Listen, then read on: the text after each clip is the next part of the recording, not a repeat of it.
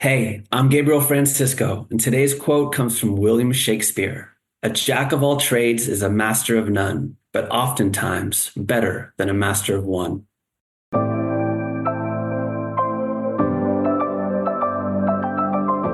The Leader Assistant podcast exists to encourage and challenge assistants to become confident, game-changing leader assistants.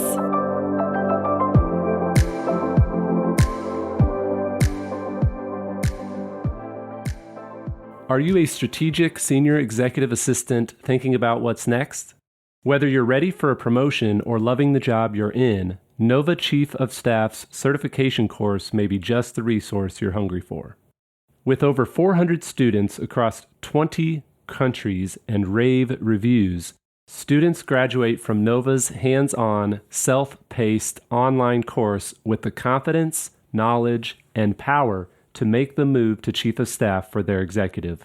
But don't take my word for it. Visit leaderassistant.com/Nova to find countless testimonials, the course syllabus, and lots of free resources to support you in your career journey. Hey friends, welcome to the Leader Assistant Podcast. It's episode 293, and you can check out the show notes for this episode at leaderassistant.com/293, leaderassistant.com/293. I'm your host, Jeremy Burrows, and today I'm very excited to be speaking with Gabriel Francisco. Gabriel is EA to the CEO at Triple Bar. And Gabriel has a very interesting story that I'm excited to get into. So welcome to the show. Thank you so much, Jeremy. I'm stoked to be here. What part of the world are you in? So I'm from the Bay Area. I've lived in San Francisco for a while, and post-COVID, I'm on the East Bay. So I'm Emeryville, Oakland based these days. Nice, nice. And I apologize if you hear fireworks in the background. We are recording this the eve of the 4th of July. And in my neighborhood in Kansas City, Missouri, people just shoot fireworks all day, every day for like a week. So if you hear any loud booms, I'm probably okay. Awesome. Well, super excited to dive in. Tell us a little bit about you personally. What's maybe your favorite thing to do in the city when you're not working? Sure. Probably unsurprisingly, as we'll get into more, my favorite thing to do is dance. I love music. I love bringing people together. I love creating safe spaces for people to drop into joy. And usually that means, within self and other, connecting with space and time and people. Yeah, I'm really into music and movement. Awesome, awesome. And yeah, we'll definitely get into more of that. I guess I'll dive a little deeper there before I jump into your career. So what was the initial music loving push? Like what got you into music initially and dance? My mom tells me this story when I was really young. I started speaking quite young, and I don't know if I was 3, 4, 5, but she was washing dishes in the kitchen, and all of a sudden I said, "What's that?" And she got really worried about me, and she turned down the music, and she says, "What's wrong? What's wrong, honey?" And I said, "That. What's that?" And she turned it back up, and she's like, "Oh, that's music." And she tells me, I said, "Music. I love music." And so ever since a very young age, I just felt a very deep connection and resonance with sound and how it hits the body and how it travels through space and what it does to us as humans. From a baby in diapers doing a little bounce and, to as we get older, and even that it's the original form of communication. Before we were carving on the inside of caves or creating our really early languages, like dance was the public service announcement of the original peoples. Yeah. Yeah.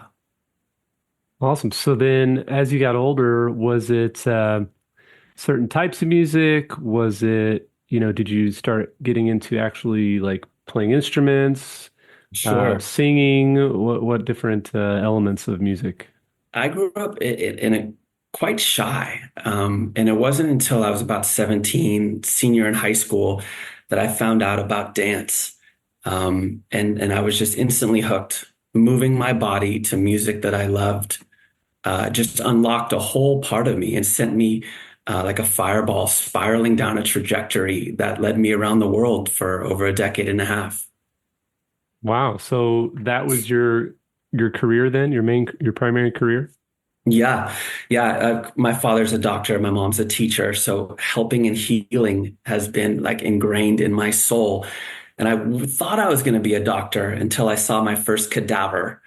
And then I made a hard left, and yeah, I was in the dance department of Sonoma State and Long Beach State University, and that opened up my career. And when I was 20 years old, I got my first invitation overseas to start teaching in Europe. Wow. That's great. So how long did you teach? So about 16 years.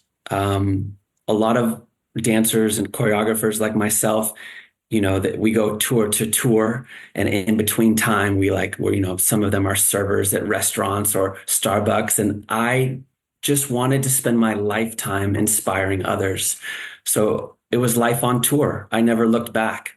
When I got my first gig in Switzerland, the summer of 2000, it was like Matrix. I could just see all these timelines, and how I could create a sustainable life going from country to country and city to city, just inspiring people through movement and music.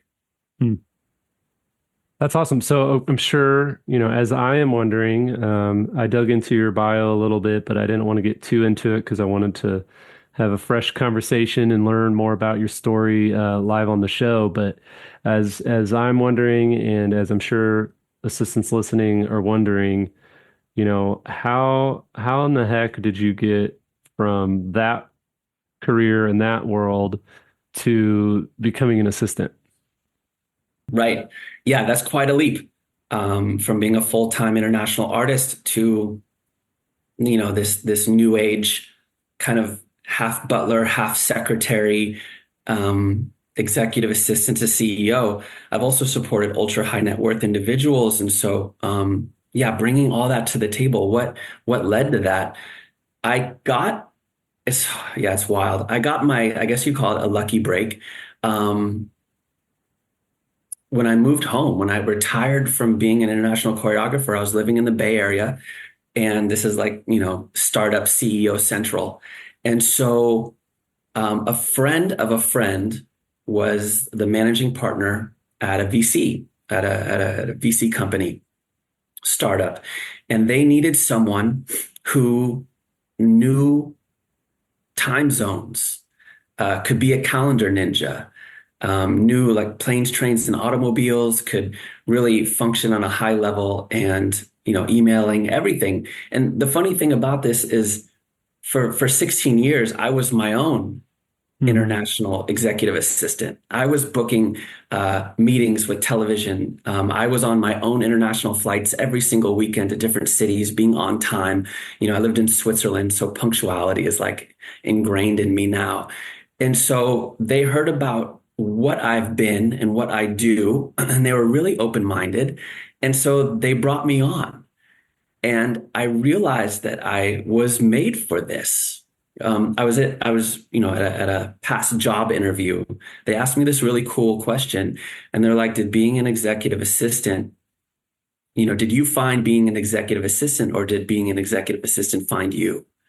Hmm. And I really feel that this secondary calling just scooped me up, because what I've done my entire life as a choreographer and dance teacher is unlock the somatic potential in people. I've unlocked the mover within. And what I do professionally as an executive assistant is I unlock the professional capacity, the efficiency. I bring about a whole other level, and we'll talk about joy and enjoyment later. But by taking off all of the low and mid-tier tasks off my CEO or C-suite's to-do list, they get to focus on this really high-level, nuanced work. So I get to unlock them in a way. Hmm. And another topic I really want to talk about later is just also being like a like a culture manager. I really love startup life. All the companies I've worked for have been like under 100, 200 employees. And what that lets me do as being the right-hand man, woman, or person behind the CEO is I have total purview of the company. And so I get to really have a hands-on effect in the happiness and connectivity of the entire org. Hmm. And so the blending of what I've done and what I am now for me is just so seamless. Yeah. Yeah, when you put it that way, it definitely makes a lot of sense. I love how you're like, oh, I was my own assistant, doing all that stuff for myself, and then it's like you just transfer to doing it for someone else. So that's interesting. So okay, so let's dive into first of all, how long now did you kind of make that transition, or how long have you been an assistant now? Sure. And I really felt I was just so lucky and so blessed. And I really dove in on a high level. My first job was working with the managing partner and CEO of a fund. And so I was on the CEO level from the get-go, even though I was just learning so much. My learning curve was parabolic, and I'm still learning. As an EA, I think we know that we're never done. We're never done learning. We are forever students. But I was blessed to be on an elevated level from the beginning. And so I've only supported different CEOs and founders. And I think I'm going on my ninth year. Okay. Yeah, and COVID shook us up. There's a lot of people who their companies got crunched, and I was one of them. I Hmm. had to liquidate an office in downtown San Francisco, and that was a really tough time. And then I had to transition to remote EA, which was a whole nother learning curve in and of itself. Super grateful for that. And now I found myself back in the office. But yeah, 9 years, give or take. Nice. Nice. Well, we'll get into culture manager, we'll get into joy in the workspace. I want to kind of start off with soft skills though. What are you in your mind, what are the key soft skills and how have you developed your soft skills in your, choreographer career and then now obviously transition to your as assistant career? Yeah. Yeah. Being a dance teacher as well as an EA to CEO and finding all of these connections. Soft skills have been paramount in my work. And I think soft skills are paramount on any level of EA. Tactically speaking, like I said, being a calendar ninja, adaptability, creativity, and attention to detail. And then personally speaking, and this is really what can't be taught, is emotional intelligence and empathy and communication. Teaching around the world, I've had to communicate to people in multiple countries and ethnic backgrounds and really diverse origin. I remember, one week I would be teaching in London and then I would fly to Romania and to drop me off at the airport, they had to drive through this village where like like the birthplace of gypsies. And just to like see that massive, it's mind blowing, the Mhm. different cultures and different peoples and where they're from and getting to communicate to them taught me a really beautiful lesson or skill to meet people with where they're at. And I always go above and beyond to meet them with kindness. That is the most important soft skill beyond all else. It doesn't matter if you're working with the janitor or someone off TaskRabbit or it's your CSO. Just really approaching it with kindness and meeting people with wherever they're at. I think as an EA, we're constantly code switching. We're constantly changing up how we do what we do based upon who we're speaking to. And so, yeah, when it comes to soft skills, I just think they're so paramount in our world as an EA. Yeah. What's been maybe even something practically when it comes to um, your career in dance that maybe even a tactical thing Sure. in choreography that has transferred over to the assistant world. Yeah. Does that make sense? Yeah. Yeah. Yeah. Specifically, as a dancer and teacher, the discipline and the precision and the dedication required to be a dance choreographer translates seamlessly into being an executive assistant, such as our attention to detail and our rehearsal of plans. Like if outside execs are visiting our office, like really making that a white glove experience for them. And of course, every EA can understand adapting to last minute changes, right? These are all really important. And one thing I really wanted to bring up, that this is a quote or an ethos in the theater arts world that is a direct translation carryover into being an EA, is this thing we call hurry up and wait. Right? The fast-paced nature of both dance choreography and being an executive assistant requires agility and on the daily. And I know you can resonate with this. We manage conflicting priorities. We navigate unforeseen challenges. Things pop up, left, right, and center. And as the right-hand man or woman of our leaders of any company, it's paramount also that we maintain composure. We are to whatever degree you are in your company, right? However big or small it is, I honestly believe that we're like we're a face. We're a face of the company. We're seen when the foreign execs come in. We welcome them. When they leave, we walk them out.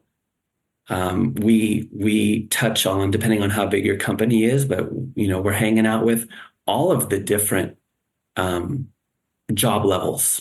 In my current biotech, company, I'll be hanging out with the scientists, and then I'll have a one-on-one with HR and the COO, and then I'll be hanging out and chopping it up with my CEO, which I'm so fortunate. My CEO is an amazing woman, and I just tell my friends and family that we just laugh. We laugh all day. We get really important things done, but there's such joy in the workplace, and there's such a good humor. I think I'm a little bit older than my CEO, and so we're on the same Northern California cultural tip, and we're on the same age, so we get all of our same 80s jokes. Yeah, it's really cool. I found myself being very fortunate. Yeah, I mean, I was going to ask, that was the next topic I wanted to dive into, is joy in the workplace. What has helped you find joy at work? What has helped you laugh or figure out that camaraderie or that connection with your CEO and other colleagues and other roles in the past that has given you that maybe freedom and confidence to open up and laugh and have fun and experience a little bit of joy at work? Yeah, it has to be. It has to be, Jeremy. You have to love even beyond loving what you do, you have to enjoy what you do. And one of the things that I say in my interviews when I was interviewing for this job and past jobs is that 9 to 5 is our lifetime. So we better make it the time of our life. You meaning me, like we have to enjoy what we do. And speaking personally, I won't do it. I'll find a company that appreciates me for who I am first, and then what I do secondly. And I think I just hit it on the nose. I'm so grateful for my current company. I have the sweetest, most intelligent, most humble group of scientists and leadership team I could have ever asked for. And even today, there was an LT meeting, a leadership team meeting, and we could hear peals of laughter ricocheting down the hallway. And I was with Amanda, she's our new HR, and I was like, that's the sign. That's the sign of a healthy company, is where you hear laughter. And that's what matters to me, and that's what I bring. That's what I hope I bring, and it's just that joy to the workplace. I thrive on creativity and expression. And I believe in bringing joy to the workplace through positivity, encouragement, and then really fostering a collaborative environment. I'm always trying to work with someone on something. Hmm. And then more so, and we have an amazing, I'm the really interesting, I'm the EA to CEO and C-suite, but I'm also the office manager. So I really have this oversight on the office. And then in our same building, we have the lab. And we have this amazing lab manager named Rebecca. And so her and I ping off each other pretty much daily. Um, and there's a lot within the company that we celebrate each other's achievements. We just had our all hands today. And so acknowledging everyone's efforts. There's a lot of internal promotion too, which I brought up to my CEO that's another really, for me, that's a really healthy sign of a functioning workplace is internal promotions, really recognizing people and giving them that raise and moving scientist two to senior scientist, for example, which just happened today, and clapping and giving them accolades, as well as injecting humor into the daily routine. This is all stuff that is paramount and can make a significant difference in your workplace.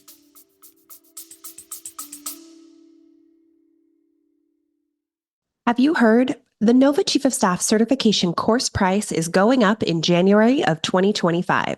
Enroll now, and with lifetime access, start whenever you please. Here at Nova, it's our mission to provide the very best student experience possible. Our course is chock full of features and resources designed just for you. Dozens of templates, self-paced online learning, hands-on practice, multiple instructor touchpoints, peer engagement opportunities, guest authored assignments, the list goes on. With 500 students across 22 countries, Nova is the premier destination for Chief of Staff learning and development. Enroll today and join us. Love it. So that's kind of that's related to the next point in the question I wanted to throw at you on the culture manager side. Yeah. You mentioned and obviously you're talking a lot about joy and celebration and bringing that kindness and that empathy and that freedom to have fun together at work, and that's all obviously under that umbrella of culture shifter or culture manager or culture cultivator. Mm-hmm.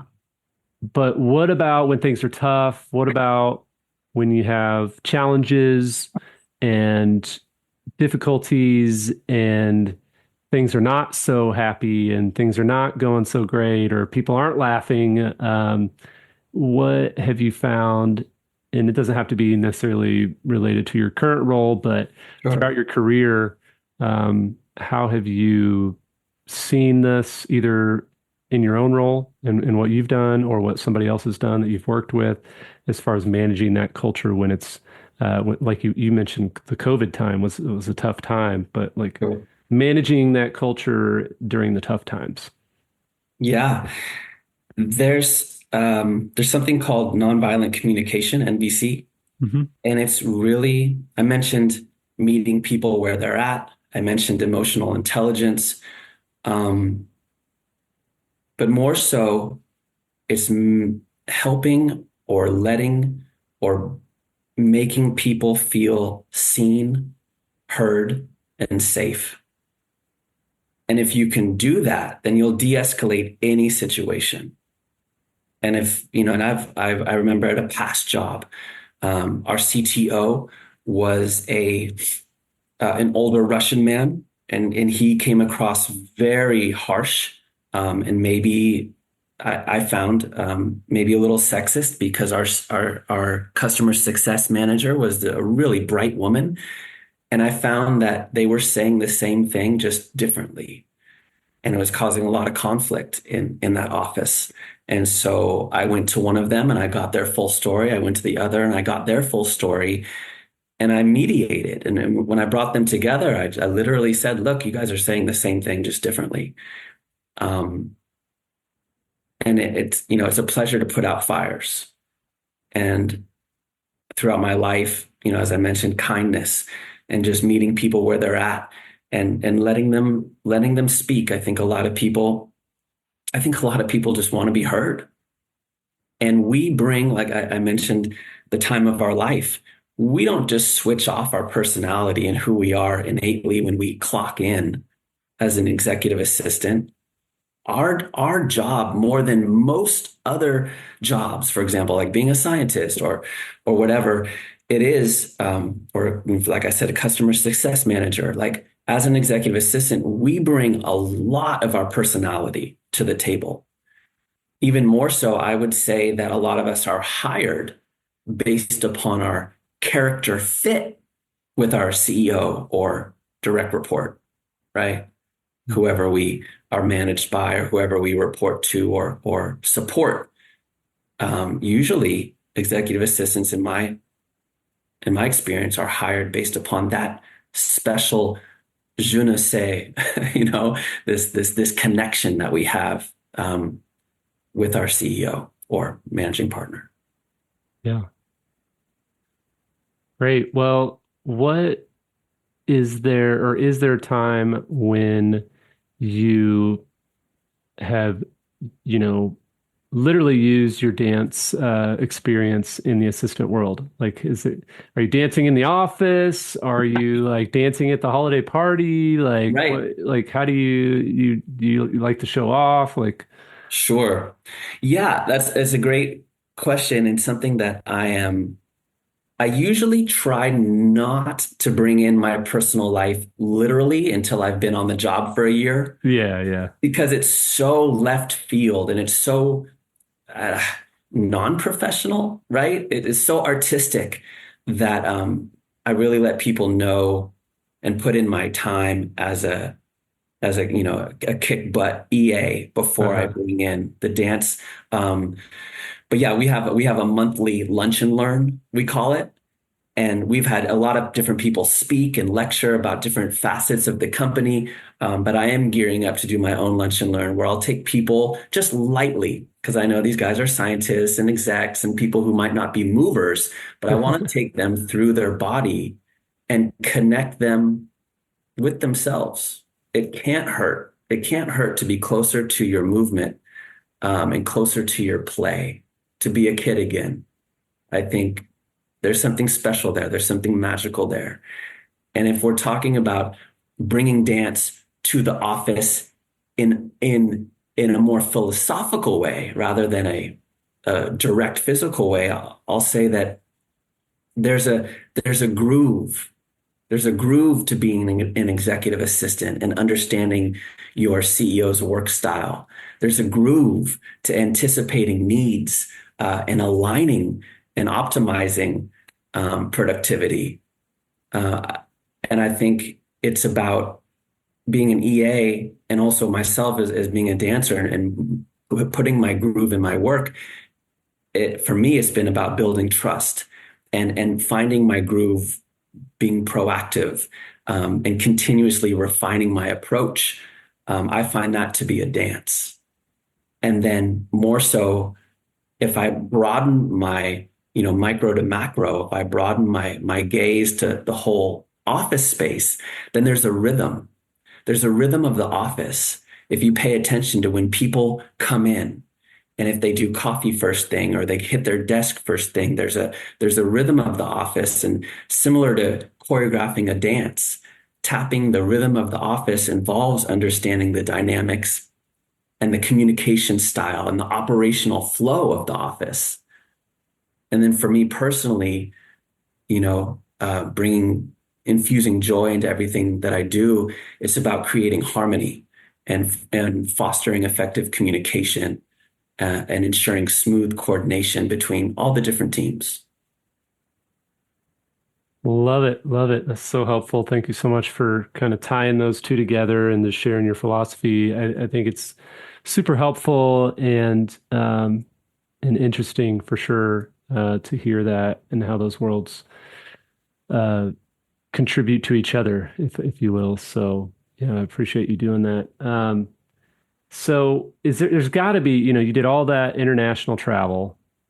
there's got to be some crazy or funny or wild stories in your time that you could share. It could be related to your own travel where you were trying to book something and something crazy happened and you ended up in the wrong country, or maybe it's related to doing that for your executives. Is there any fun stories you'd like to share? Oh yeah, there's a lot on both the personal level and how it ties into, being an EA. I remember falling asleep on a train in Switzerland and waking up in Prague. I just was hundreds of miles off my path, which was embarrassing and expensive. I've definitely missed a flight in my time, which honestly just helps me be a better EA when I'm booking other people's travel to know. And this is important to the EAs out there. It's not when it comes to meetings or travel, it's not important the time booked. What's important is the time in between. Hmm. It's the time, it's knowing that buses break down and planes can be delayed, and booking time that acts as buffer or a safe space between things. And even on the daily, knowing that our CEO's got to go pee, right? Yeah. Not booking everything back to back, even though we want to be as efficient as possible and get all the meetings in every single day. One of the greatest things I've done, I think, has implemented a focus time at Monday to Friday. All my C-suite, all my execs have 12 to 1 redlined and 4 to 5. And that's a do not book for anyone except for them. If they want to accept something during that time, that's up to them. But this is time for them to be human. It's time for them to review their own notes. I find it to be really effective for their own efficiency to have that downtime to catch up. Yeah, and I mean, there's 16 years on tour. I could tell you lifetimes of stories from teaching in airplane hangars in Russia to 500 dancers to underground dance studios in Amsterdam, to choreographing for So You Think You Can Dance in Poland. I mean, I've been in danger. I've had guns pulled on me, and so it's just really built my character, and it's really made me trust myself and know what I'm capable of on a personal level, which just brings it all home. Just being an Yeah. EA, like I really know what I'm capable of, and I have a lot of fun showing up. Awesome. Well, you mentioned that you've done a lot of speaking and engagements and teaching as well. So what's maybe, I'm a huge fan of learning the skill of public speaking and trying to hone our craft of Hmm. speaking in front of people. And even if you're not going to be in front on a stage with 500 people watching, even Sure. if it's just in a conference room at a meeting at work or on a Zoom call. So, what are your top tips for getting over those nerves or preparing to public speak or even just to perform in public in front of people with dancing? So, maybe just a couple tips for those who want to get a little more confident in their presenting abilities. Yeah. I went about both of my careers very organically. I fell into both of them just out of passion. And I learned along the way.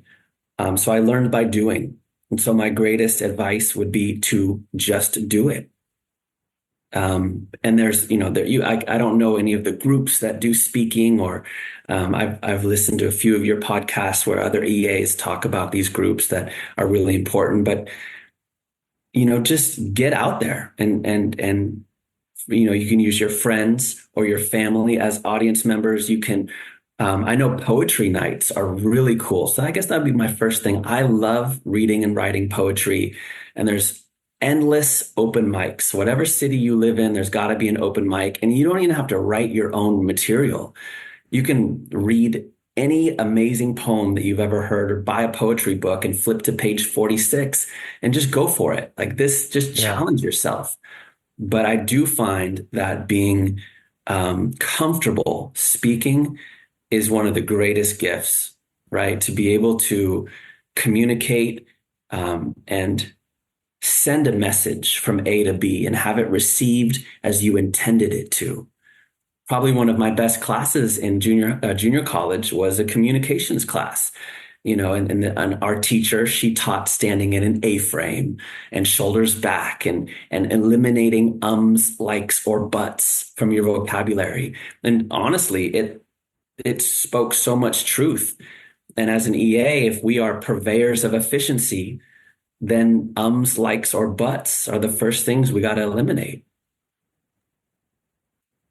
Love it. Those one of the best tips that I've ever heard is related to the ums and the filler words. And I always get on my kids for that. They'll start talking to me and they'll start saying and I'll say filler words, filler words.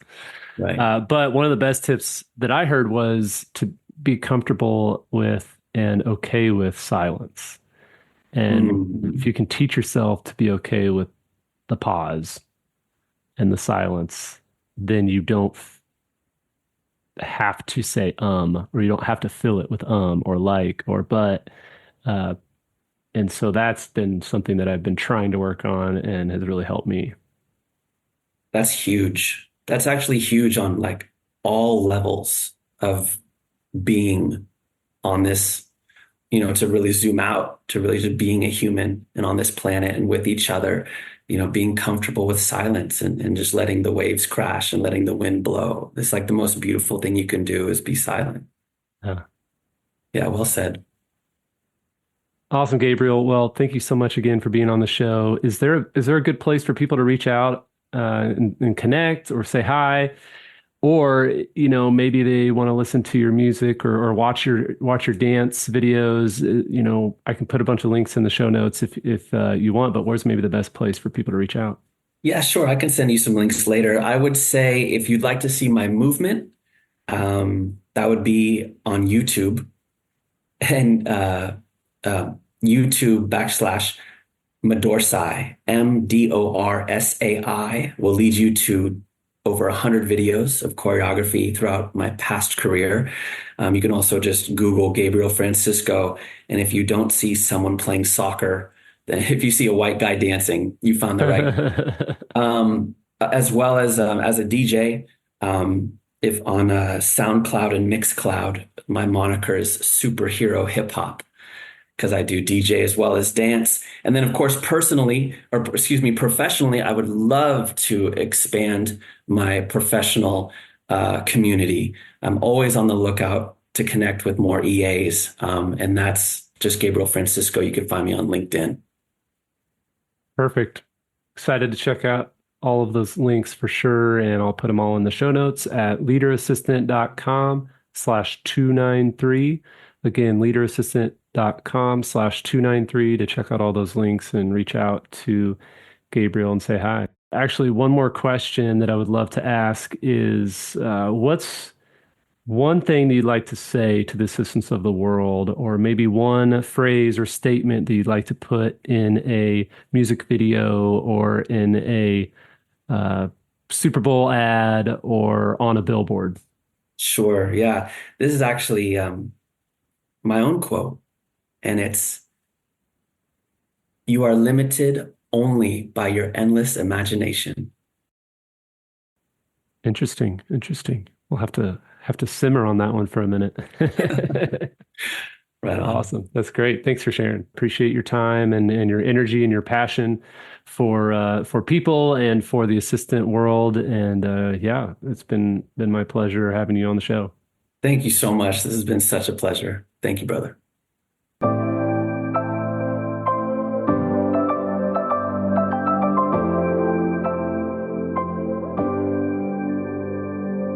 Please review on Apple Podcasts.